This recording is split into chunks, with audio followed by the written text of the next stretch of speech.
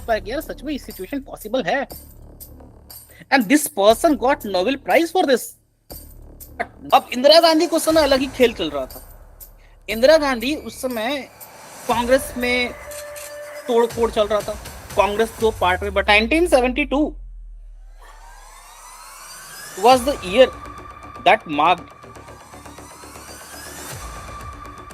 beginning of environmental consciousness, या फिर कह लो environment। अच्छा, एक और चीज भूल गए, बहुत ही इंपॉर्टेंट है बताने के लिए कि 1972 में एक और बहुत बड़ी इंपॉर्टेंट चीज हुई, that was UNEP, united nation environment programme. और first time we defined the word sustainable development, पहली बार।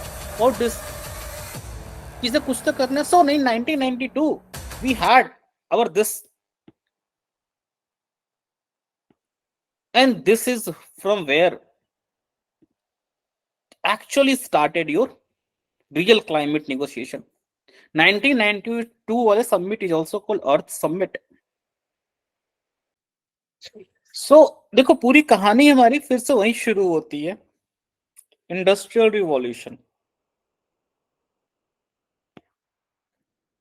वही टाइम है जब इंडिया में आपका सर बैटल ऑफ प्लासी वाला टाइम आने वाला है, when India is going to be colonized, जब इंडिया के ऊपर एक नया आधिपत्य, एक नया साम्राज्य को स्थापित करने की नींव डाली जा रही है, वहीं पे ब्रिटेन में एक अलग दौर स्टार्ट हुआ, that is sir of industrial revolution. Sir industrial revolution था क्या? सर फर्स्ट टाइम हमने एक फैक्ट्री सेटअप में मशीन के थ्रू हमने गुड्स का प्रोडक्शन करना स्टार्ट किया, बहुत ही बड़े पैमाने पे, economies of scale. Labour force थे that were supplementing to machine, बड़े बड़े मशीन मॉन्स्टर। और इस मशीन में सबसे बड़ा जो था, इनको चाहिए था सर एनर्जी, और इस एनर्जी को यूटिलाइज करने के लिए, इस एनर्जी कंज्यूम करने के लिए हमारे पास जो साधन, हमने जिस साधन का हमने प्रयोग किया, वो थे सर आपके फॉसिल फ्यूल्स, कोयला, धीरे धीरे आगे जाके पेट्रोलियम प्रोडक्ट्स, बट मेन कोल रहा आपका स्टार्टिंग वाले फेज में। सो ठीक है, यहीं से अपनी कहानी शुरू होती है, एंड इस कहानी का will take up from here.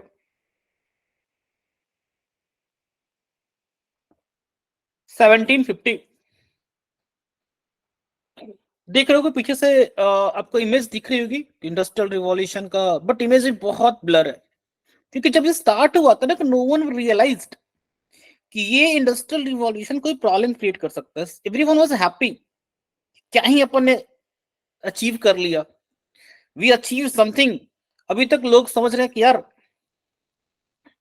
Capitalism ने तो सारी प्रॉब्लम सॉल्व कर दी, और ये बिग बिग जो फैक्ट्रीज हैं, इन सारे फैक्ट्रीज में प्रोडक्शन मास लेवल पे हो रहा है। So entire global order, the means of production, सब कुछ changed. So people are very happy. आप लोग को याद होगा पॉलिटिकल क्लासेस में, या फिर जो मैंने ओवरव्यू लिया था हिस्ट्री में, 1750 के बाद मतलब एक नया क्लास इमर्ज हो जाता है, जो मैन्युफैक्चरिंग क्लास है, जो फैक्ट्री ऑनर्स है। These are not traders, so these people are very happy. And time flows by, जैसे जैसे टाइम अपना बढ़ना शुरू होता है, स्लोली स्लोली ये जो प्रॉब्लम है, प्रॉब्लम स्टार्टेड बिकमिंग क्लियर। जैसे जैसे आगे बढ़ोगे, आपको पिक्चर भी क्लियर होती जाएगी। सो जब हम 19th सेंचुरी में पहुंचे, when we reach 19th century, so कुछ कुछ साइंटिस्ट लोगों ने बात करना शुरू किया। अभी तक ये बात नहीं शुरू हुई है कि हमारा अर्थ जो है, हमारा अर्थ इज गेटिंग वार्म। ये सब अभी तक किसी को सोच के बियॉन्ड इमेजिनेशन है, ठीक है। हमने सर फर्स्ट टाइम ये बात करना शुरू किया कि there is a concept call green house gas.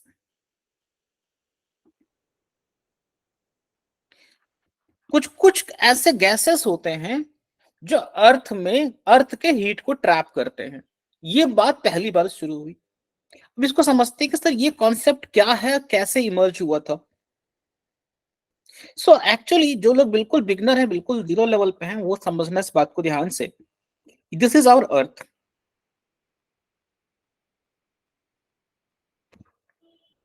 And this is our सन,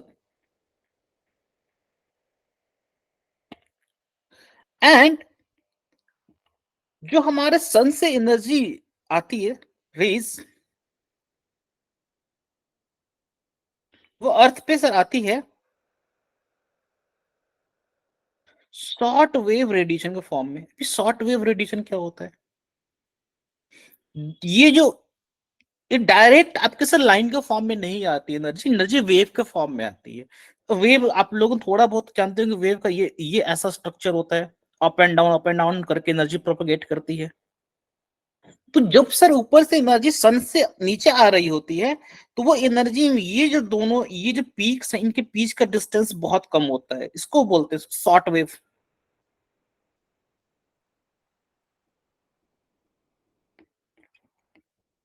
और एक बात आप लोग जान लीजिए, जो हमारे अर्थ का जो एटमोस्फेयर है, दिस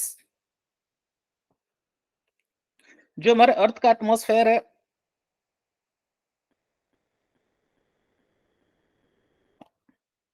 ये जो एटमोस्फेयर, दिस एटमोस्फेयर का जो हीटिंग होता है, वो इस वाले जो ऊपर से एनर्जी आ रही है उससे नहीं होता सर।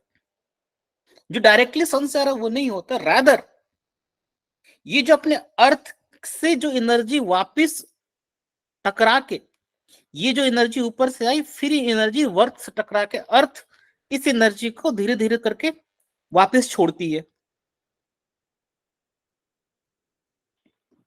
कुछ टाइम तक एब्जॉर्ब करती है फिर छोड़ती है। जैसे आप लोगों ने देखा होगा दोपहर के टाइम में, गर्मी के सीजन में, कंक्रीट, चाहे बिल्कुल सपाट लैंड है रोड पे, धूप में दोपहर बहुत गर्म रहता है, फिर सडनली शाम तक ठंडा होता है। ठंडा होता होगा तो मतलब सर इसके अंदर से जो हीट एनर्जी उन्हें अब्जॉर्ब किया वो छोड़ता होगा। सिमिलरली हमारा अर्थ भी जो सन से हीट हो जाता है तो एनर्जी को छोड़ देता है। जब ये एनर्जी सर बाहर जा रही होती है तो ये एनर्जी शॉर्ट वेव के फॉर्म में नहीं होती, जिस वेव के फॉर्म में इस वाले फॉर्म में नहीं होती। अब now this energy becomes long wave. Long wave मतलब ये जो डिस्टेंस था दोनों के बीच का, वो सर बढ़ना शुरू हो जाता है। This is your long wave radiation. तो ये आपका लॉन्ग वेव रेडिएशन, ठीक है। एंड यही हमारा प्रोसेस है जिससे हमारा अर्थ अपना जो एवरेज टेम्परेचर है वो सर मेंटेन किए हुए सिंस बहुत लॉन्ग टाइम से। मैंने पढ़ाया वो बिग बिलियन सब कुछ, तभी से लेके अभी तक, ये वाला अर्थ का फॉर्मेशन 4.6 बिलियन ईयर्स अगो से लेके अब तक, this process was going very in a very cool वे। मतलब चल रहा है बढ़िया, सब अर्थ एवरेज टेम्परेचर मेंटेन की हुई है। अब क्या प्रॉब्लम है इसमें, मेन इश्यूज कहां पे आता है? इशू यहां पे आता है कि ये जो अपना अर्थ का एटमॉस्फेयर है सर, ये जो ग्रीन वाला आप लोग देख रहे होंगे, इस एटमॉस्फेयर में कुछ कुछ गैसेस होती हैं, जो गैसेस ये जो शॉर्ट वेव रेडिएशन है उसके तो कोई दिक्कत नहीं करती, लेकिन जो लॉन्ग वेव रेडिएशन है उसको ट्रैप कर लेती है, उसको रोक लेती है, उसको ऊपर नहीं जाने देती। तो ये जो गैसेस है जो लॉन्ग वेव रेडिएशन को रोक लेते हैं, अब ये चूंकि क्या गर्मी निकल रही है अर्थ से बाहर, अब इसको तुम जाने ही नहीं दोगे तो एटमॉस्फेयर में गर्मी ट्रैप हो गई। तो धीरे धीरे जो अर्थ ने अपना टेम्परेचर फिक्स रखा हुआ है समवेयर अराउंड मान लो x डिग्री सेल्सियस पे, अब तो ये एक्चुअली ये निकल नहीं पा रहा है। तो धीरे धीरे ये गर्मी अर्थ के एटमॉस्फेयर में रहते रहते रहते रहते 100 साल 200 साल के बाद जो अर्थ का एवरेज टेम्परेचर है उसको तो सर बढ़ा देगा। और ये जो गैसेस हैं जो इस लॉन्ग वेव रेडिएशन को रोकते हैं, इनको सर हम बोलते हैं green house gases. First time ये टर्म 1901 में यूज किया गया, ठीक है। तो ये कॉन्सेप्ट, बट अभी भी किसी को ये अंदाजा नहीं है 1901 तक भी कि अर्थ गर्म हो रहा है, ठीक है, वो देखेंगे अभी हम। This is the concept green house gases का, ठीक है। और इसमें भी ये पाया गया कुछ कुछ पर्टिकुलर गैसेस ही हैं, कुछ कुछ सारे गैसेस नहीं करते, कुछ पर्टिकुलर गैसेस हैं जो ये काम करते हैं। वो बहुत टेक्निकल हो जाएगा अगर हम बताने लगों कि नहीं वहां पे बाइपोलैरिटी के कारण ये ट्रैप करते हैं, बट ये जानने लगो कुछ कुछ गैसेस होते हैं जो ट्रैप करते हैं, जो आगे जाकर हम देखेंगे वो गैसेस कौन कौन से हैं। सो इस वाले टाइम फ्रेम में जो अपना अपना इंडस्ट्रियल रिवॉल्यूशन, सो इस वाले टाइम फ्रेम में जैसे जैसे अपन आगे मूव कर रहे हैं इंडस्ट्रियल रिवॉल्यूशन खूब अच्छे से चल रहा है, इट्स ग्रोइंग।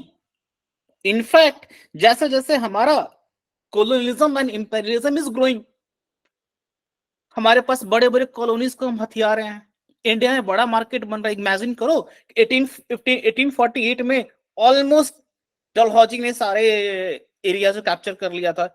1857 के वर्ल्ड का पूरा पूरा भारत उसे कब्जे में आ गया, प्रिंसली स्टेट्स इसको मिला को पूरा भारत कब्जे में कर ही ली क्राउन।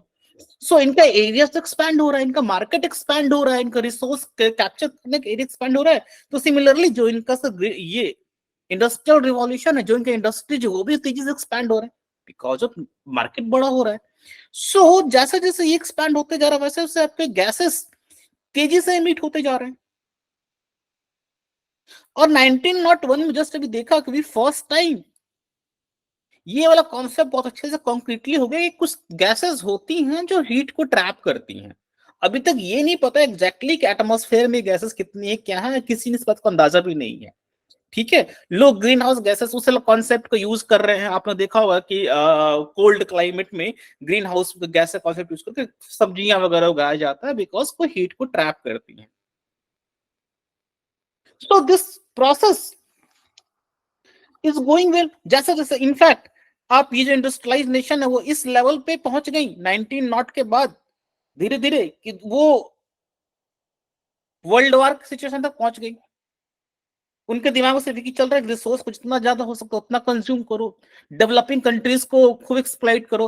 और जब आपका 20वीं सदी स्टार्ट हुआ उस टाइम पे उनका ज्यादा पूरा तो एशिया वाले पार्ट को तो कैप्चर कर ही चुके हैं, अब अफ्रीका के पीछे भाग गए हैं बिकॉज उनको लग रहा है अफ्रीका में इतना रिसोर्सेस है उसको अगर छोड़ सकते हैं। आप लोगों ने टर्म सुना होगा scramble for Africa. So this was time frame when industrial कुछ बिना कोई किसी तरह का सेकेंड थॉट सोचे हुए कि हमने रिसोर्स, हमने इंडस्ट्री को क्या करने जा रहे हैं, हम नेचर के साथ क्या खिलवाड़ कर रहे हैं, they are exploiting the resources. Then in 1938 ये आपका वो टाइम फ्रेम है जब वर्ल्ड वॉर 1 और वर्ल्ड वॉर 2 के बीच का टाइम है। 1938 में एक इंजीनियर है जिसका नाम है गाई कैलेंडर। सुनते है ना, नोट वोट नहीं करना है कि सर गाय कैलेंडर पूछ लेगा तो उसमें यही मारेंगे, कोई कुछ नहीं, मूवी चल रहा, सुनो चुपचाप। एक पर्सन है कॉल गाई कैलेंडर। ये पेशे से तो स्टीम इंजीनियर है, ठीक है। And out of interest what he did कि इसने almost 147 weather stations, weather station समझ रहे हो जो अनाउंसमेंट वगैरह, जो क्लाइमेट वेदर पैटर्न वगैरह का अनाउंसमेंट करते हैं, ये सब करते हैं। तो 147 वेदर स्टेशन में गया और वहां जाके सबों का ना वो एवरेज टेम्परेचर पिछले 25-30 साल का रिकॉर्ड को उसने कंपाइल किया। और कंपाइल करने के बाद उसने अपने हाथ से सभी चीज को जोड़ जोड़ करने के बाद बोला कि यार नहीं यार, पिछले कुछ समय से ना अर्थ का टेम्परेचर इज राइजिंग, और जहां तक मेरे कैलकुलेशन के हिसाब से 0.3 डिग्री सेल्सियस अर्थ का टेम्परेचर राइज किया है पिछले 100 ईयर्स में। He was the first person कहने वाला 1938 में कि यार अर्थ का टेम्परेचर राइज हो रहा है। And may be he state may be CO2 जो इंडस्ट्रियल कारण इतना निकल रहा है that is the main reason. ये तो बेचारा बोला तो कुछ लोग बोले कि यार, इसके काउंटर में कुछ लोग बोले कि यार कल मेरी वाइफ ने घर पे खाना बना रही थी तो बहुत उसका वो उसका जो स्टोव था that become very very hot, उसमें बहुत ज्यादा फ्लेम पे था, दैट्स वाई कल पूरे लंदन में बहुत गर्मी थी। मतलब ये तुम यही कहना चाह रहे हो ना कि हम ह्यूमन इतना CO2 तो निकाल रहे हैं, उससे कैसे अर्थ गर्म हो जाएगा यार, व्हाट नॉनसेंस। इसको इसको इसको रेडिक्यूल करने के लिए, इसको मजाक उड़ाने के लिए लोग तरह तरह के एग्जाम्पल देने लगे, क्योंकि मेरे घर में खाना बनाते हुए बहुत ज्यादा हीट हो गया तो इसलिए लंदन पूरा गर्म हो गया। समवन इज सेइंग कुछ कुछ। किसी ने इसके बात बोला कि ये क्या तुम मजाक वाली बात कर रहे हो, मतलब अर्थ अर्थ को गर्म करना इतना आसान है क्या, छोटा मोटा चीज समझे हो। तो 1938 में इसके बात को कोई सीरियसली नहीं लिया, and he was the first person. Then 1938 के बाद 1954 में there was one more person, इसने बोला कि नहीं। अच्छा हाँ, इस बीच में एक और चीज 1954 में क्या हुआ था, एक और चीज क्लाइमेट चेंज का एज ए सॉल्यूशन देख समझ सकते हैं। फर्स्ट टाइम 1954 में पहली बार सोलर एनर्जी का कॉन्सेप्ट आया, हम सोलर सेल से हम एनर्जी को प्रोड्यूस कर सकते हैं, and first time solar cells invented in 1954। This happened. Bell Bell नाम की कंपनी आप लोग देखा होगा, वो टेलीकम्युनिकेशन वगैरह फील्ड में है, तो उनको ट्रॉपिकल एरियाज में, जो अपने ट्रॉपिकल कंट्रीज हैं, वहां पे इन लोगों को अपना कुछ कुछ प्लांट्स वगैरह सेटअप करवाना था, और यहाँ पे इन लोगों को पावर का बहुत इश्यू रहता था। तो ये लोग अपने साइंटिस्ट को बोले कि यार कुछ ऐसा करो कि हम लोगों को ना पावर कैसे सॉल्व हो जाए, and they started working finally in 1954 solar energy का solar cell produced as a solution. अब आगे जाकर देखना सोलर एनर्जी कितना ज्यादा रोल होने वाला है। सिमिलरली इन 1958 एक बंदा है चार्ल्स चार्ल्स डेविड किलिंग, एक मिनट रुको यार, चार्ल्स डेविड किलिंग ये सोचता है कि यार ये जो 1938 में गाई कैलेंडर है, उसने बात तो बहुत सही की, हो सकता है इसका कुछ कॉन्क्रीट एविडेंस बहुत तगड़ा नहीं था। I will do something concrete पूरा वर्ल्ड को बताने के लिए कि एक्चुअली में वर्ल्ड इज वार्मिंग, हमारे पास कुछ एक्चुअल डेटा होना चाहिए। सो व्हाट ही डिड, ये जाता है यूएस के हवाई आइलैंड में, एक मौना लोवा वोल्केनो है, और वहां पे जाके ये 19 देखो यहाँ पे दिख रहा होगा आप लोगों को, 1960s से लेके कंटिन्यूअसली बहुत ऑलमोस्ट 3-4 साल तक ये अपने डेटा कंपाइल करते रहे, वहां पर डेटा आज तक कंपाइल हो रहा है। उस डेटा कंपाइलेशन के बेसिस पे ही सेड कि अर्थ में जो कॉन्सेंट्रेशन ऑफ CO2 हमारे एटमॉस्फेयर में है that is increasing. This is longest earth पे किसी एक पर्टिकुलर पॉइंट पे डेटा CO2 डेटा कलेक्ट करने वाला पॉइंट, ये पहला वर्ल्ड का सबसे लॉन्गेस्ट पॉइंट है ये, मतलब लगातार 1960 से अभी तक यहाँ पे डेटा कलेक्ट होता ही रहा है, and this curve is called killing curve, उन्हीं के नाम पे कर्व का नाम दे दिया गया। और पहली बार इन्होंने इस बात को प्रूव किया कि वर्ल्ड में CO2 का कॉन्सेंट्रेशन एटमॉस्फेयर में बढ़ रहा है, उसके कारण हमारे यहाँ गर्मी आ रही है, हमारा जो अर्थ है that earth is getting warm, गर्म हो रहा है, यही है Mauna Loa volcano. This is a Keeling curve. अब थोड़ा थोड़ा लोग सीरियसली लेना शुरू किए कि यार कुछ तो बात है, there may be some reason because of that ये लोग एकदम इतना साइंटिफिकली डेटा लेके आ रहे हैं, बट अभी भी कोई सीरियसली नहीं ले रहा है ना, ठीक है कुछ बोल रहा होगा। देन अगेन ये वाला जो फेज है सर अपना, ये वाला कौन सा फेज है, जिस टाइम पे आपके यहाँ पे पूरे वर्ल्ड में कंप्यूटर टेक्नोलॉजी में एडवांसमेंट आ रहा, थोड़ा थोड़ा स्टार्टिंग तो कंप्यूटिंग का बहुत पहले से हो गया, लेकिन अब ये वो टाइम आ गया जहां पे अपने पास बड़े बड़े कंप्यूटर्स बनने शुरू हो गए। एंड ऑल्सो सर ये वो टाइम है जिस टाइम में आपका वर्ल्ड वॉर 2 खत्म हो चुका है, और कोल्ड वॉर स्टार्ट हो चुका है। कोल्ड वॉर के बारे में जिसको थोड़ा बहुत ही पता है, कोल्ड वॉर के बाद जैसे वर्ल्ड वॉर 2 खत्म हुआ था, कोल्ड वॉर जब स्टार्ट हुआ था तो दो बड़े पावर इमर्ज हुए थे सर, यूएसएसआर सोवियत संघ, दूसरा सर था अपना यूएसए। और इन दोनों को बीच में एक होड़ लगा हुआ था अपने आप को सुपीरियर दिखाने का। वो होड़ हर क्षेत्र में था, कंप्यूटर फील्ड में हम तुमसे आगे, हम तुमसे आगे, स्पेस में हम तुमसे आगे तो हम तुमसे आगे।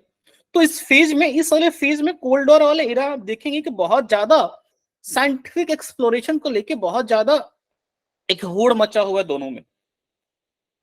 तो इसी फेज में उसी होड़ के दौरान कंप्यूटर टेक्नोलॉजी में अच्छा खासा आपका इंप्रूवमेंट आया। First time computing model become very very operable, मतलब ऑपरेट किया जा सकता है कंप्यूटर मॉडल को। सो 1967 में दिस पर्सन कॉल सुकियार्नो सुकु यार्नो नहीं सुकु यारो मनाबे फर्स्ट टाइम उन्होंने कंप्यूटर पे पूरा पूरा अर्थ के मॉडल को बना के, अर्थ का उन्होंने मॉडल ही बना दिया कंप्यूटर पे। और अर्थ का मॉडल बना के ही शोड द वर्ल्ड कि जैसे जैसे आप टेम्परेचर CO2 बढ़ता जाएगा, वैसे वैसे आपके सर अर्थ का एवरेज टेम्परेचर विल राइज। और जैसे जैसे अर्थ का एवरेज टेम्परेचर विल राइज, तो बहुत सारे जो क्लाइमेटिक इवेंट्स हैं, जो सीजनल चेंजेस हैं, ड्रॉट्स, फ्लड, ओशियन लेवल, सारा का सारा कुछ चेंज होगा। फर्स्ट टाइम हमारे पास कंप्यूटर पे सामने से कुछ देखने के लिए था कि जैसा हम CO2 लेवल मान लो, जैसे अपन कभी नहीं स्क्रीन को स्क्रॉल करते हैं, जूम आउट जूम इन करते हैं, वैसे ही इन्होंने एक मॉडल बना के दिखाया कि देखो CO2 लेवल में बढ़ा रहा हूं और तुम ये देखते जाओ, यहाँ पे ये जो ओशियन है, ये ओशियन नीचे जा रहा है, ओशियन का लेवल राइज कर रहा, जो स्मॉल जो कंट्री जो ओशियन के बगल में है वो डूब रही है। तो this was very very alarming thing. पहली बार वर्ल्ड लोग विजुअलाइज कर पाए यार सच में ये सिचुएशन पॉसिबल है। And this person got Nobel prize for this. जब इन्होंने ये काम किया था, then he was just 36 year old, and finally इनके इसी काम के लिए इनको 2021 में नोबेल प्राइज मिला कि भाई आपने इतना बड़ा काम कर दिया जिसमें कोई वर्ल्ड मान नहीं रही थी इस बात। तो उस समय आपने बताया कि नहीं, दिस इज रियली हैपनिंग। ठीक है। So this was time when computer वाला टाइम चल रहा था, फर्स्ट टाइम कंप्यूटिंग मॉडल आ गया। Also this was also a time when space technology में बहुत ज्यादा हमारे यहाँ क्या चल रहा था सर, होड़। इन दोनों के बीच में, किन दोनों के बीच में, यूएसएसआर एक तरफ है, एक तरफ कौन अपना यूएसए। फर्स्ट सैटेलाइट किसने लॉन्च किया था, यूएसएसआर ने, स्पुतनिक। अब यूएसए वाले कदम शॉक, ये कैसे हो गया, अरे हमें पहला सैटेलाइट लॉन्च करना था, हाउ दिस इज पॉसिबल। फिर उन्होंने इमीडिएटली उन्होंने भी लॉन्च किया। और नासा का सैटेलाइट था Nimbus, Nimbus satellite was made to observe earth का एटमॉस्फेयर।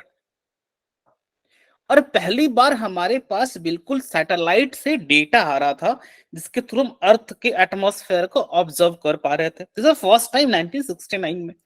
और इनका कंप्यूटर का मॉडल प्लस सैटेलाइट का डेटा, इन दोनों को मिला दिया गया।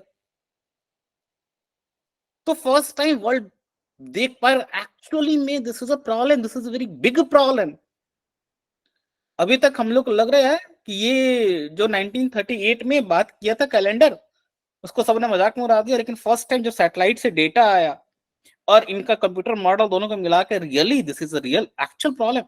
बट अभी भी लोग सीरियसली नहीं ले रहे। कौन से लोग सीरियसली नहीं ले रहे हैं, जिन्हें खुद का वेस्टेड इंटरेस्ट है। जो मान लो जो कोल इंडस्ट्री पे ही काम कर रहा है, जिसका पूरा पूरा पैसा कैपिटलिस्ट क्लास का वहीं सारा, दे विल इग्नोर दिस। ठीक है ना, जब होगा देखा जाएगा, और अभी थोड़ा गर्म हो रहा है, अभी लगेगा 100-200 साल, तब तक पैसा कमा लेने दो। So there are few people, but हाँ कुछ जो ऐसे इंटेलेक्चुअल समाज है, जो कुछ प्रबुद्ध समाज है, उनमें फिर उसे जागरूकता आनी शुरू हो गई कि नहीं, ये जो प्रॉब्लम है सच में एक बड़ी प्रॉब्लम है। और ये जो और इस टाइम फ्रेम में जहां पे आपका कोल्ड वार चल रहा, तो मेनली दो पावर के बीच में जो मन में आ रहा है सो कर रहे हैं। बहुत ज्यादा यूएन का वैल्यू नहीं है। यूएन को 1945 के बाद, जो लोग नहीं जान रहे समझ लो, 1945 के वर्ल्ड वॉर टू के बाद में ऐसा लोगों को लगा कि यार विश्व वैश्विक शांति बनाए रखने के लिए एक वैश्विक लेवल के संस्था की जरूरत है। We need a global institution to keep peace in the world. So उन्होंने बनाया यूनाइटेड नेशन, बट एक्चुअली में उसको बहुत ज्यादा पावर नहीं दिया। एक्चुअली पावर जो कंट्रीज है उन्हीं के पास रही, खासतौर के बड़े प्लेयर्स, यूएसएसआर एंड यूएसए। तो यूएन के पास ही बहुत ज्यादा काम वाम था नहीं, और उसमें यूएसए बिजी था वियतनाम वार में, इस टाइम फ्रेम में। सो यूनाइटेड नेशन को लगा यार this is a very right time, कुछ करते हैं, कुछ तूफानी करते हैं, और तो कुछ कर नहीं पा रहे। ठीक है, यूएसए बात तो मानता है नहीं हमारा। ठीक है, यूएसएसआर अपने ही मन से करता है। यूएन ने बहुत बार बोला यार वियतनाम से निकल जाओ, तुम काहे के लिए वहां परेशानी फैलाए पड़े, यूएस सुना ही नहीं। So many issues are happening, so UN thought कि चलो कुछ अच्छा करते हैं। First time in 1972, in 1972 what we did, UN, United Nation General Assembly organized a conference, United Nation Conference on Human and Environment and Human Development, United Nation Conference on Environment and Human Development। पहला conference, जो सारे conference का mother conference बोल सकते हो उसको,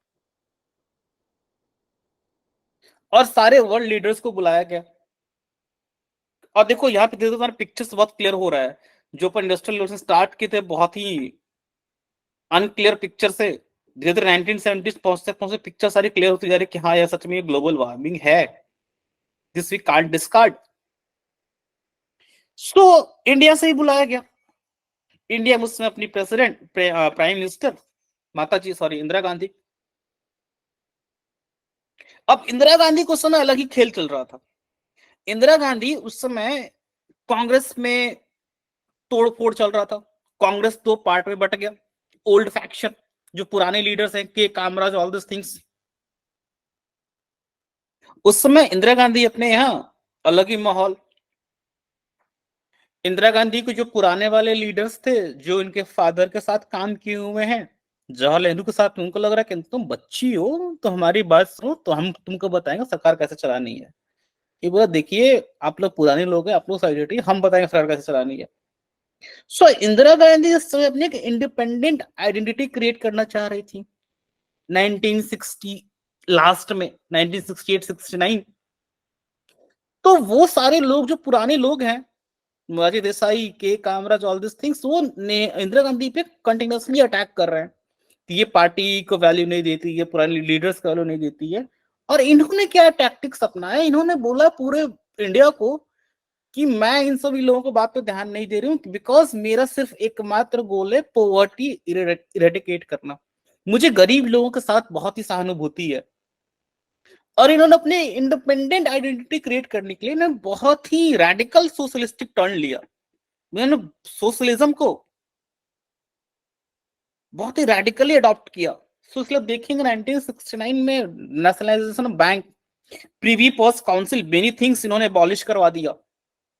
सो ये वो फेज चल रहा था जब इंदिरा गांधी अपने को बहुत ही इंडिपेंडेंट आइडेंटिटी रूप में स्टैब्लिश कर रही थी। और हमेशा हर जगह जाके यही बोलती थी कि लोग बोलते हैं इंदिरा हटाओ, मैं कहती हूँ गरीबी हटाओ। एंड इसका बहुत अच्छा मास अपील हुआ।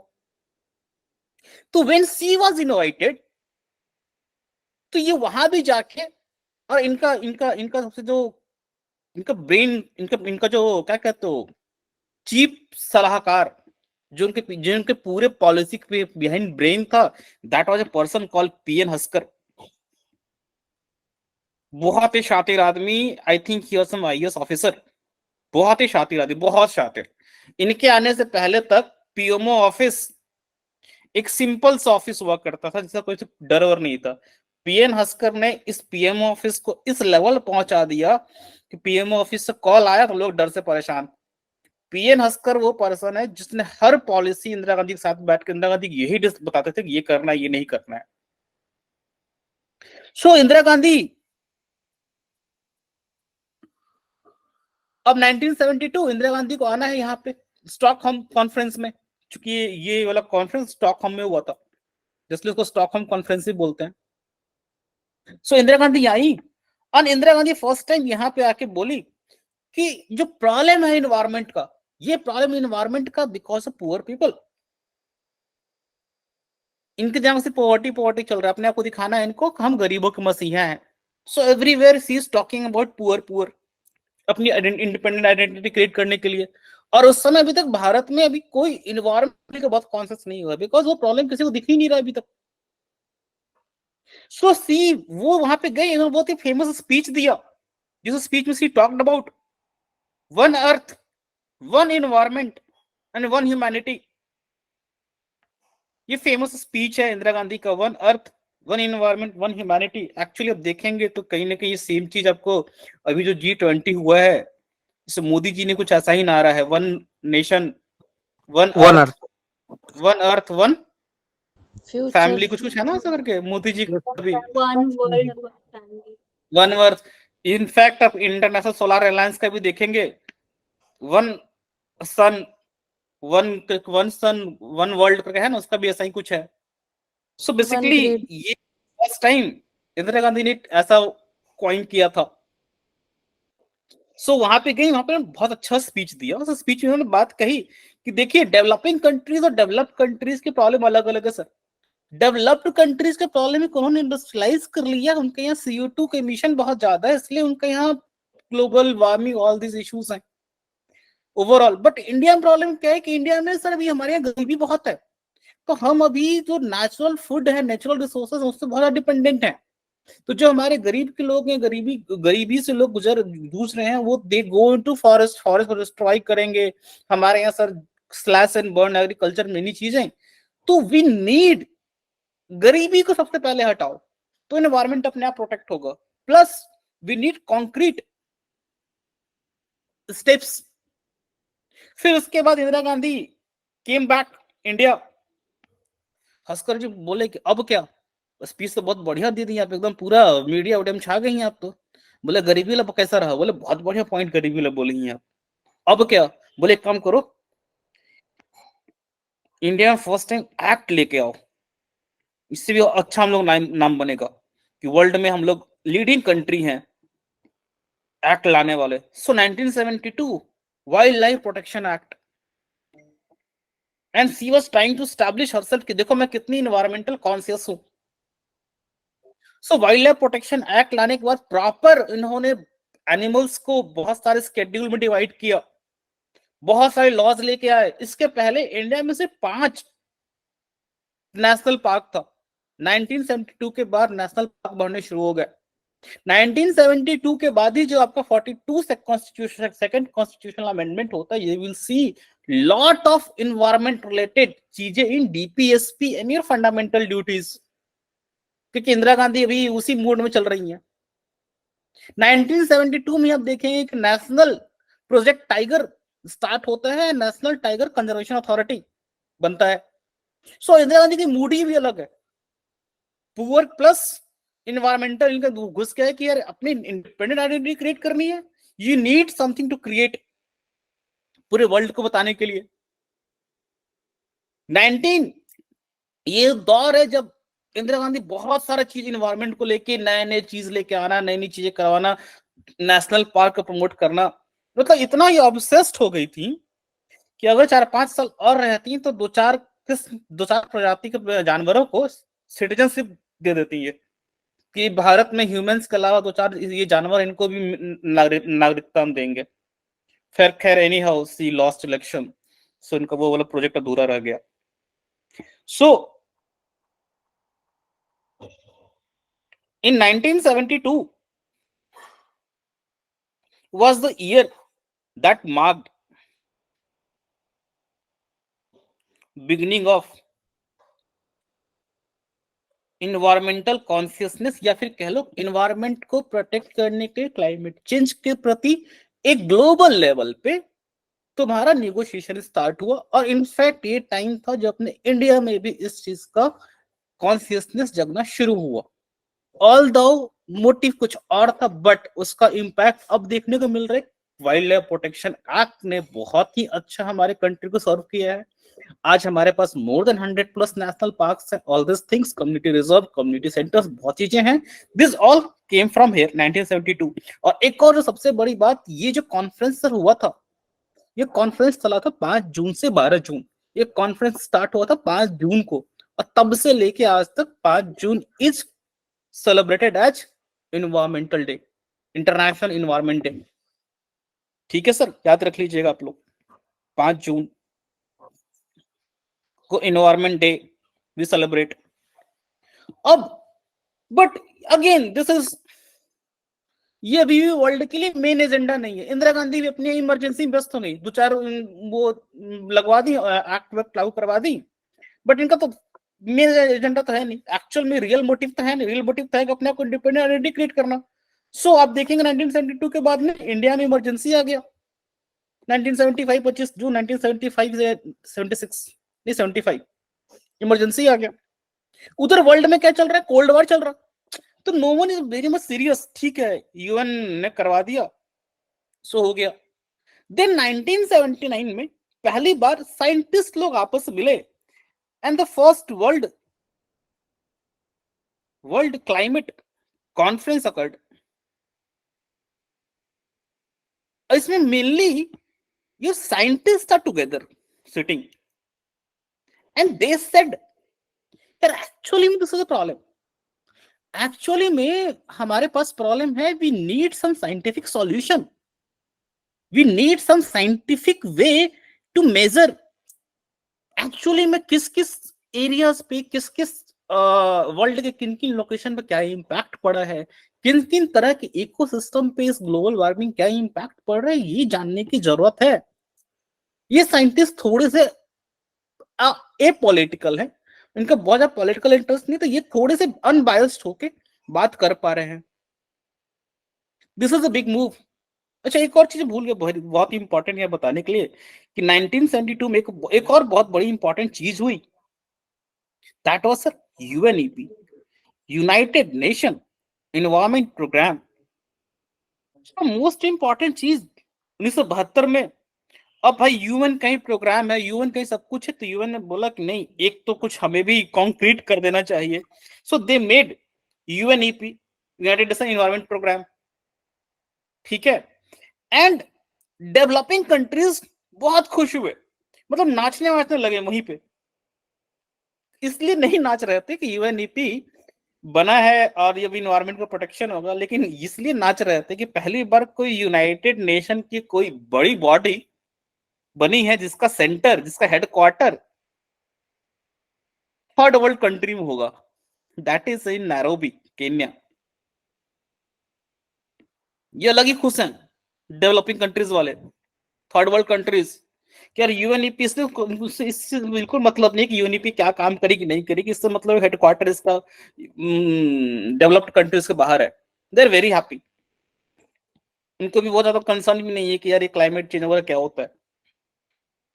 So we reached 1979। 1979 में वी हैड एक पूरा साइंटिफिक लोग जो है, पूरा साइंस कम्युनिटी, वो लोग आपस में बैठ के मीटिंग किए। In this meeting they realized कि we need to do something concrete. और उससे भी सबसे इंपॉर्टेंट बात ये कि जानने की कोशिश करते हैं कि एग्जैक्ट डेटा बेसिस पे, कॉन्क्रीट बेसिस पे, कि कौन कौन से एरिया पे क्या क्या इम्पैक्ट पड़ रहा है, आगे क्या हमें रास्ता अपनाना चाहिए, कैसे इसका सॉल्यूशन निकाला जाए, एक्चुअली में क्या इम्पैक्ट पड़ेगा अगले 100 साल के बाद। ठीक है, फिर भी ये लोग को कोई ज्यादा ध्यान दिया नहीं। लेकिन ईयर 1985 में 2-3 चीजें बहुत ही खतरनाक हुई। सबसे पहली चीज खतरनाक हुई कि इसी scientific community, that scientific community में से कुछ लोगों ने बोला कि एक तरीका और है, मतलब अभी तो बहुत सारे तरीके से इसी बात को प्रूफ किया जा रहा है अभी, कि हाँ यार वर्ल्ड गर्म हो रहा है, टेम्परेचर इज राइजिंग। तो हमने कंप्यूटर वाला मॉडल देखा, हमने उसके बाद सैटेलाइट वाला मॉडल देखा। उसके बाद 1985 में कुछ लोगों ने बोला कि एक्चुअली जो हमारा आइस होता है ना, ये जो हमारा आइस होता है, ग्लेशियर्स वगैरह आइस में, उसमें आइस तो उसमें हजारों साल से जमा है। जितना आप नीचे में जाओगे तो जमा हुआ है पिछले 1000 साल से। तो बोला कि उसके आइस को ड्रिलिंग करके ना, पूरा लेवल को ड्रिलिंग करके लेवल का टेम्परेचर अगर नाप ले हम लोग, पता चल जाएगा कि पिछले कितने सालों से क्या क्या इसमें टेम्परेचर चेंज आया है। एक कोई मेथड है, ये आइस के थ्रू निकालते हैं। ज्यादा समझ नहीं आ रहा तो गोली मार, बस समझो। इसके लिए British Antarctic association went to Antarctica. Antarctica में जाके ये लोग यहाँ पे लगभग करीब पिछले 200-250 साल का इन्होंने आइस को ड्रिल करके देखा, मतलब लेवल चेक करके 200-250 साल का डेटा निकाला। एंड दे आल्सो कंफर्म्ड कि नहीं यार, अर्थ का जो temperature, the temperature is rising and global warming का इशू तो है, क्लाइमेट तो चेंज हो रहा है। बट यहाँ पे जब गए तो दे ऑल्सो एक और खतरनाक चीज पता चल गई इनको, यार अंटार्कटिका में जो उसके ऊपर में ओजोन का लेवल है, तो वो लेवल बहुत ही नीचे आ चुका है। इसको ना नाम दिया ओजोन होल। एक्चुअली में होल नहीं होता है, बेसिकली क्या होता है कि हमारे जो स्ट्रेटोस्फेयर है, इसके ऊपर जो ओजोन का level O3, that protects us from your ultraviolet rays. सो इसका जो कहीं कहीं पे कुछ कुछ लोकेशन पे इसका जो आपका है वो बहुत ही थिन हो गया है, तो ये वहां से रेज पास करके कुछ कुछ अर्थ पे आ जा रही है सब। और ये सिर्फ लेयर जो सबसे पतला हुआ वो सिर्फ अंटार्कटिका पे हुआ है। ये 1985 पता चला। ये मैं कभी बताऊंगा या फिर आप लोग सर्च कर। ये सिर्फ अंटार्कटिका और आर्कटिक पे ही पाया गया है होल, और अंटार्कटिका वाला होल ज्यादा स्ट्रॉन्गर है देन आर्कटिक। ठीक है, और आपको इक्वेटर इक्वेटर पे होल नहीं मिलेगा, सिर्फ यही मिलेगा। ठीक है, कभी मुझे याद दिला देना, I will explain this is another topic. So 1985 में जब ये हो पता चला, पूरा वर्ल्ड वाज इन शॉक। यार ये क्या हुआ, जल्दी कुछ करो। सो इमीडिएटली हम लोगों ने इसका कारण खोजना शुरू किया कि भाई what is the main reason behind this. ये 1985 वाले में people realize main reason behind this is your, जो हम लोग फ्रिज में जो केमिकल वगैरह यूज करते हैं, उसमें सबसे जो CFC, क्लोरोफ्लोरोकार्बन, इसका रिसर्च मत करो, बस याद कर लो CFC होता है। क्लोरोफ्लोरोकार्बन जो यूज होता है वो इसके इमिशन से वो जाता है और वही ओजोन के लेयर को डिस्ट्रॉय करता है। सो इमीडिएटली इस वर्ल्ड ने एक्शन लिया और 1987 में मॉन्ट्रियल प्रोटोकॉल बनाया गया। जो मॉन्ट्रियल प्रोटोकॉल बोला कि यार CFC को बैन करो, और फाइनली ये बाइंडिंग कमिटमेंट पूरे वर्ल्ड पे लागू करवा दिया गया। तो ये तो बहुत जल्दी अटैक कर लिया हमने। लेकिन जब CFC चूंकि ये यूज होता था सर आपके रेफ्रिजरेटर में, जो आपका कूलिंग गैस होता है ना, उस गैस में यूज होता था। तो CFC को हटा के सर दूसरा गैस यूज कर दिया गया, HCFC। लेकिन सर यहाँ पे एक बड़ा कैच हो गया, गलती हो गई सर। उस समय हमारे पास इतना साइंटिफिकली हमारे पास सर उतना रिसर्च था नहीं। सर CFC से तो हमने सर ओजोन का प्रॉब्लम तो सॉल्व कर दिया, इसको हटा के CFC को हटा के HCFC। But later on we realize कि HCFC का जो ग्लोबल वार्मिंग पोटेंशियल है ये तो बहुत हाई है। ये भी एटमॉस्फेयर में जाने के बाद ओजोन को तो डिस्ट्रॉय नहीं कर रहा है, लेकिन CO2 का ये बाप है, बाप नहीं दादा है। CO2 अगर 1 यूनिट वार्म करता है तो ये बहुत ज्यादा उससे हाई पावर इसका है। लो ये अलग परेशानी क्रिएट हो गई। ये 1985 में 1985 में अपने को ओजोन होल का पता चला। अपन ने 1987 मॉन्ट्रियल प्रोटोकॉल लेके भी आ गए। मॉन्ट्रियल प्रोटोकॉल में हमने बोला क्लोरोफ्लोरोकार्बन जो कि ओजोन लेयर को डिस्ट्रॉय करता उसको हटाओ, उसके जगह पे हाइड्रोफ्लोरोकार्बन को लेके आओ।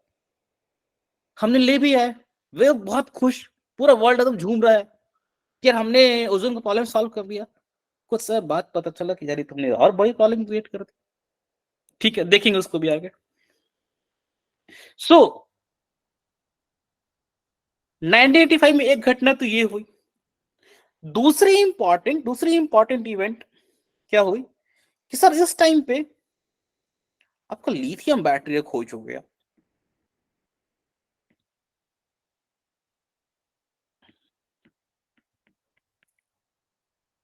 धीरे धीरे सॉल्यूशन भी मर्ज हो रहे हैं। बहुत पहले अपन ने सोलर एनर्जी खोज कर लिया। सोलर एनर्जी खोज करने के बाद वी रियलाइज्ड कि एनर्जी का जो सिर्फ कोल और अपना ये पेट्रोल, मतलब फॉसिल फ्यूल के अलावा भी हमारे पास एनर्जी के रिन्यूएबल सोर्सेस हो सकते हैं। दैट हमें सोलर से मिला। बट प्रॉब्लम ये थी सोलर वगैरह सेल में, अभी भी ये प्रॉब्लम है, इनफैक्ट अभी भी ये प्रॉब्लम है कि सर एनर्जी तो प्रोड्यूस कर रहे हैं but how will store this energy. कोयला को तो स्टोर करके रख लेते हैं, जब मन किया तो कोयला जलाया, एनर्जी प्रोड्यूस कर लिया। But what about solar energy? Sir solar energy तो एक बार सर आपका फोटोवोल्टाइक सेल से एनर्जी आ गया, एनर्जी का यूज किया तो क्या नहीं, एनर्जी वेस्ट हो गया। We need very strong storage system. Sir ये कैसे बिल्डअप करें? जो हमारा traditional electricity method, electricity store करने का तरीका है सर, वो आपका एसिड वाला बैटरी है। एसिड वाला बैटरी बहुत ही इनफिशियंट है, बहुत बड़ा है। ठीक है, आप same same lithium battery, same power का ये बैटरी यूज करेंगे, देखेंगे ये बहुत स्पेस एंड पैसा पैसा नहीं, स्पेस बहुत लगता है। लिथियम बैटरी इतने में काम कर देगा तो ये इतना टाइम, इतना कंज्यूम करेगा। सो लिथियम बैटरी 1985 में जब इमर्ज आया, इन्वेंट हो गया इसका प्रॉपर अच्छे से, सो इट सॉल्व बहुत बड़ा प्रॉब्लम, दैट इज स्टोरेज का इशू। जो आगे जाकर आप देखेंगे जितना भी इलेक्ट्रिक व्हीकल्स वगैरह कुछ भी आया है, that came only on the power of lithium. Lithium sir नहीं आया होता तो आज इतना इलेक्ट्रिक व्हीकल का भौकाल नहीं हुआ होता, बिकॉज आप नॉर्मल बैटरी पे चला ही नहीं सकते हो। इतना ज्यादा नॉर्मल बैटरी का लोड हो जाएगा, गाड़ी में कोई पावर ही नहीं आएगा। सो 1985 में तीन चीजें हुई थी क्या? हमने आइस के ड्रिलिंग के थ्रू हमने कंफर्म कर लिया। एक और हमें एविडेंस मिल गया। दूसरा सर हमें जब हम आइस ड्रिलिंग करने के लिए अंटार्कटिका पे गए तो हमें ये भी पता चल गया। क्या पता चला सर? ओजोन का होल हो रहा है। अपन तुरंत इस प्रॉब्लम को सॉल्व किया क्या कि sir CFC is the main culprit. Sir CFC को हटाओ, और सीएफसी को हमने रिप्लेस किया दूसरे हाइड्रोफ्लोरोकार्बन से, और this is having global warming potential. And तीसरा अपने पास सर लिथियम बैटरी आ चुकी है,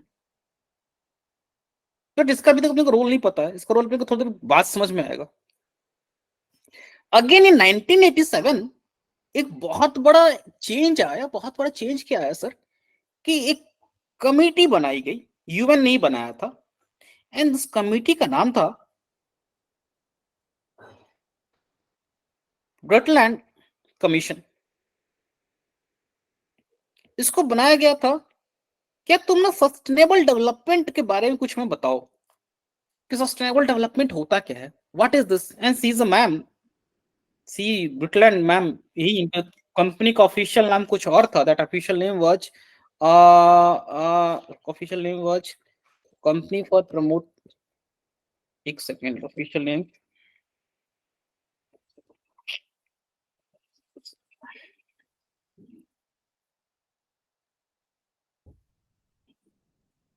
world commission on environment and sustainable development. This commission का ऑफिशियल नेम था वर्ल्ड कमीशन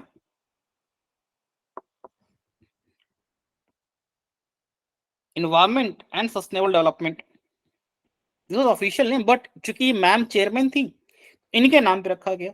इसने रिपोर्ट सबमिट किया, आवर कॉमन फ्यूचर। और first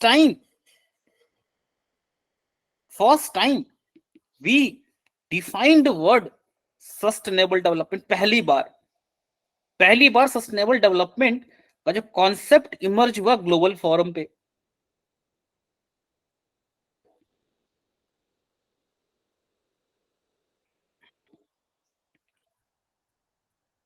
and this sustainable development concept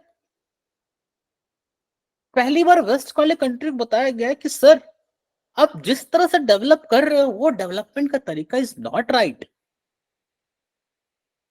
development sustainable development उन्होंने डिफाइन किया था इस एक जनरेशन डेवलप करे विदाउट फ्यूचर जनरेशन के इंटरेस्ट को हार्म पहुंचाए हुए।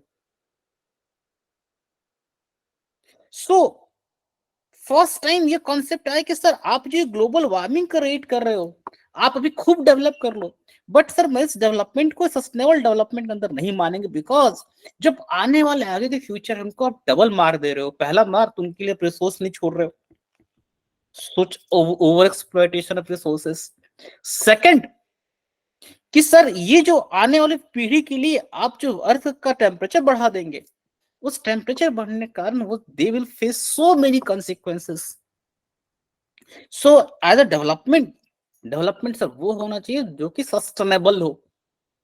आगे जाकर देखेंगे sustainable development become very very important. SDG goals वगैरह, एमडीजी के बाद SDG, everywhere sustainable development. In fact Paris deal में सस्टेनेबल डेवलपमेंट मैकेनिज्म को इंट्रोड्यूस किया गया है। सो आगे जाके ये दिस क्रिएटेड वेरी वेरी पूरे वर्ल्ड को समझाया कि नहीं यार ये जो वेस्टर्न लेड डेवलपमेंट मॉडल है ये मॉडल कहीं ना कहीं दिस इज नॉट राइट। सिर्फ अभी अपन प्रेजेंट के बारे में सोच रहे हैं, तो पूरे वर्ल्ड में this created awareness about sustainable development. Then finally 1988 में एक बात लोगों को समझ में आई कि यार कितना भी मीटिंग कर लें but we are all political leaders. हम लोग सिर्फ आके मिल सकते हैं, साल में एक बार टाइम निकल के आगे बैठ के हम मीटिंग कर ली, बढ़िया से पार्टी वार्टी किए, then again will go back to our home. क्योंकि हमारे पास तो बहुत सारे पॉलिटिकल इश्यूज हैं सॉल्व करने के लिए। In fact we so we need एक इंडिपेंडेंट बॉडी जो हमें बहुत ही पिन पॉइंटेड स्पेसिफिक रिसर्च करके दे सके, जो हमें ये बता सके एक्चुअली कि हर 2-3 साल पे अलग अलग तरह का डेटा किस लेवल में काम करना चाहिए, एक्चुअली प्रॉब्लम कैसे सॉल्व कर सकते हैं। This was realize. So in 1988 world leaders ने एक्चुअली दो बड़े लोग came together. One was UNEP, united nation environment programme. वही यूएनईपी है जो अभी कुछ दिन पहले बना है। कब बना है जी? 72. UNEP and World Meteorological Organization came together. They formed IPCC.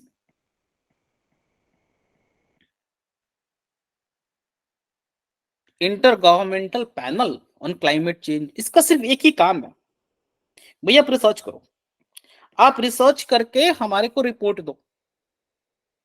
और इनका जो रिसर्च आता है that research come in the name of annual assessment report AR1 AR2, अभी तक ये शायद AR6 तक ये लोग निकाल चुके हैं।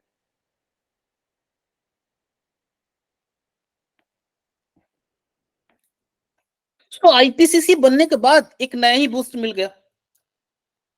आईपीसीसी बन गया, first time we are having very very मतलब बहुत बड़ा डेटा रिपोर्ट, हर एक चीज के बारे में एकदम ऐसा लग रहा था कि नो अब हमारे पास बहुत ही कॉन्क्रीट चीजें हैं बात करने के लिए। So IPCC played a very important role. इसके बाद से पूरा पूरा जो क्लाइमेट का है साइंटिफिक लेवल पे मैंने प्रॉब्लम सॉल्व कर लिया। अब इस बात को कोई नकार नहीं सकता।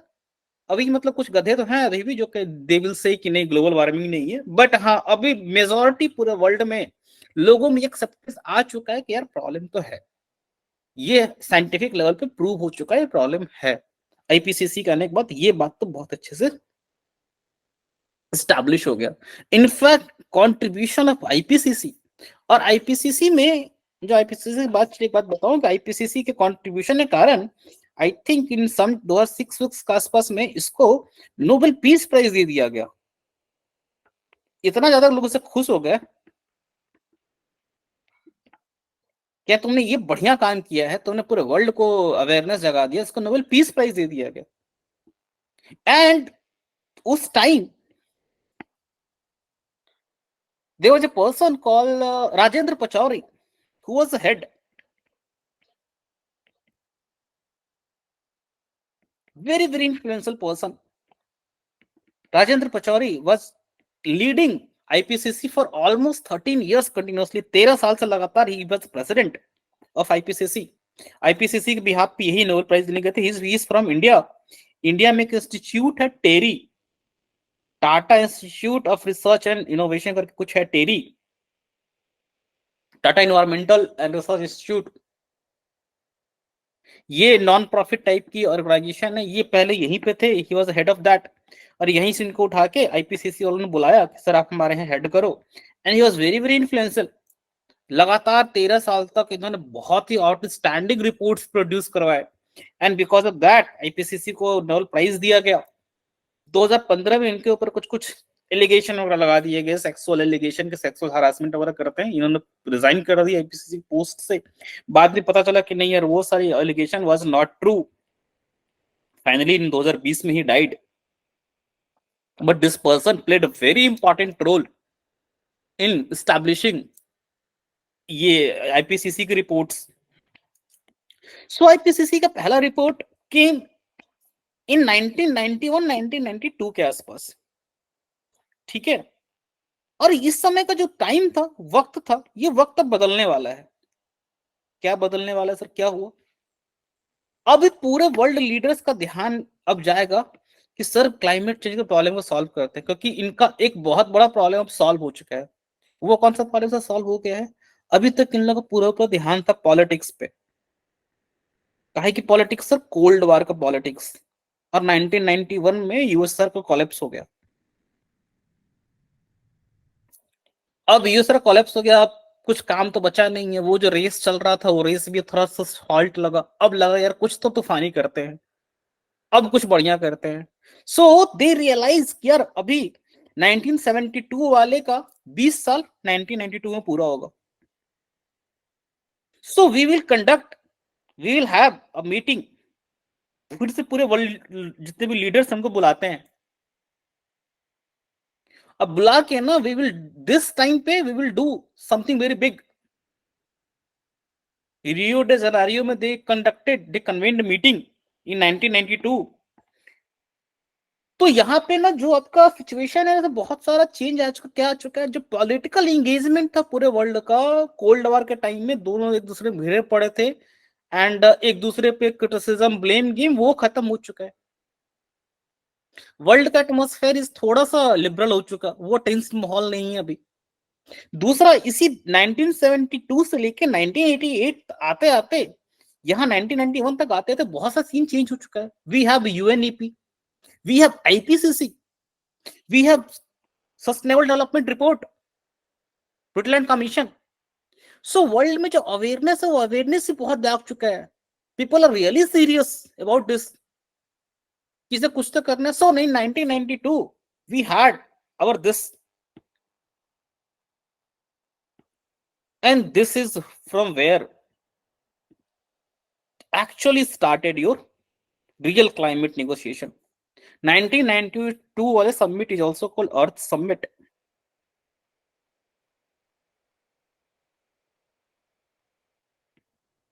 US also become serious. US को लगा अब सीरियस हो जाओ. इंडिया वाज आल्सो, क्योंकि इंडिया अभी भी जो क्राइसिस से बाहर निकलना है, इकोनॉमिक क्राइसिस से. वो नहीं झटका लगने के बाद सब लोग सीरियस होकर बैठे हैं, तो सब पूरा वर्ल्ड सीरियस. अदर जो लीडर्स हैं they are also serious. So 1992 earth summit, और इस अर्थ समिट्स में निकला कि अब we are going to enter in new century, 21st century. तो क्या 21st सेंचुरी में हम ऐसे इंटर करेंगे विद सो मेनी सेटबैक्स? हम पूरा के अर्थ को बर्बाद करके इंटर करेंगे? तो और समिट में इन्हीं सारी बातों पर डिस्कशन हुआ. एंड वी हैड सबसे बड़ा डॉक्यूमेंट एजेंडा 21. इसका सर एक ही मकसद था 21st सेंचुरी में जब हम लोग इंटर करने जा रहे हैं तो वो हम किस एजेंडे के साथ एंटर करें. So that was the major outcome agenda 21. और सर यहीं पे आपका बना united nation framework for climate change UNFCCC। Second, 3 major outcome यहां से निकले। First was this, second was sir your UNCCD desertification को लेके, third was your CBD biological diversity. ये 3 मेजर चीज निकले। अब नाउ वर्ल्ड के पास एक प्रॉपर फ्रेमवर्क मिला UNFCCC के अंतर्गत। अब हुआ कि IPCC रिपोर्ट देगी और UNFCCC is the umbrella body जहां पे सारे world leaders will sit together, सारे लीडर्स विल सिट टुगेदर और ये प्रॉपर अब बात करें कि क्या एक्चुअली में करना चाहिए। सो ये जो प्रॉब्लम था हमारे पास कि भी हमारे पास कोई कॉन्क्रीट प्लेटफॉर्म नहीं था, सारे जो वर्ल्ड के टॉप लीडर्स है वो बैठ के बात कर पाए। हमारे पास कोई एक परमानेंट बॉडी नहीं है जो हमने, जो वर्ल्ड के पॉलिटिकल लीडर्स हैं उन्होंने जो डिसाइड किया वो तो डिसाइड कर चले गए, बट वो साल भर उस प्रोसेस को कौन इंप्लीमेंट करेगा, कौन उसके छोटे छोटे माइक्रो डिटेल्स को मैनेज करेगा। बहुत सारे जो क्लाइमेट रिलेटेड इश्यू हैं उनको फंडिंग की जरूरत है। बहुत सारे जो क्लाइमेट में, ये बात हमें समझ में आ गई। IPCC ने UNF 1992 के सबमिट होने से पहले IPCC ने अपना पहला रिपोर्ट दे दिया था। इस रिपोर्ट में हमें ये पता चला कि ऑल्दो ये जो अपने डेवलप्ड कंट्रीज हैं ये रिस्पॉन्सिबल है तुम्हारे ग्लोबल वार्मिंग के लिए, सारा का सारा ऑलमोस्ट 3/4 ऑफ CO2 इमिशन इन लोगों किया हुआ है। बट एक्चुअली में जो इसके कारण जो बुरे इफेक्ट आएंगे, जो तुम्हारा सबसाइडिंग इफेक्ट आएगा, वो आएगा तुम्हारे developing and list develop countries के ऊपर में। और इन कंट्रीज के ऊपर इफेक्ट आएगा, बट इनके पास कैपेसिटी तो है नहीं, इनका पैसा तो है नहीं। So we need some institutional mechanism. हमारे पास कोई तरीका ऐसा होना चाहिए जो उनको हम फंडिंग दे सके, जो पैसा दे सके, जिस पैसे को वो लोग अपने में यूज करके धीरे धीरे अपनी कैपेसिटी को बढ़ाएं, अपने अंदर के, अपने यहाँ के इंडस्ट्री को एफिशिएंट बनाए, वहां पे जो लोगों को प्रॉब्लम होगी उस प्रॉब्लम को दूर करे। तो so we need so many mechanism fund करने के लिए, साल भर उस चीज को प्रोपेगेट करने के लिए। इसके अंतर्गत बहुत सारे रूल्स बनेंगे, अभी तक कोई रूल कुछ नहीं है।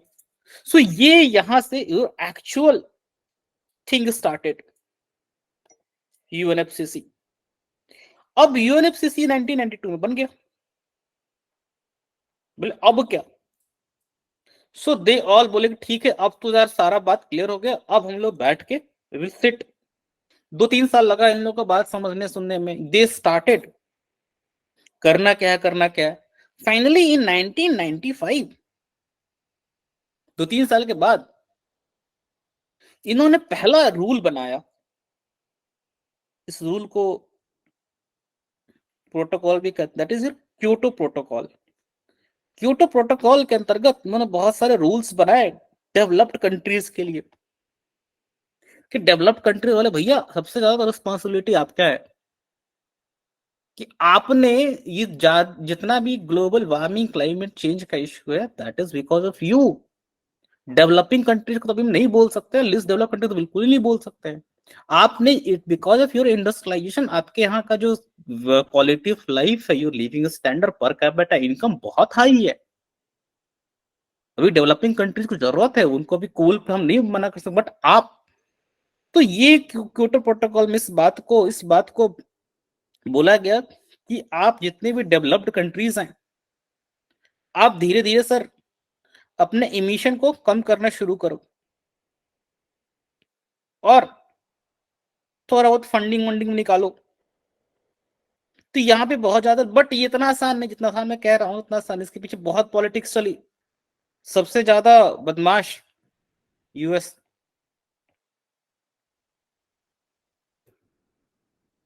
US तो मानने को तैयार ही नहीं। बोला हम क्यों फंडिंग करें।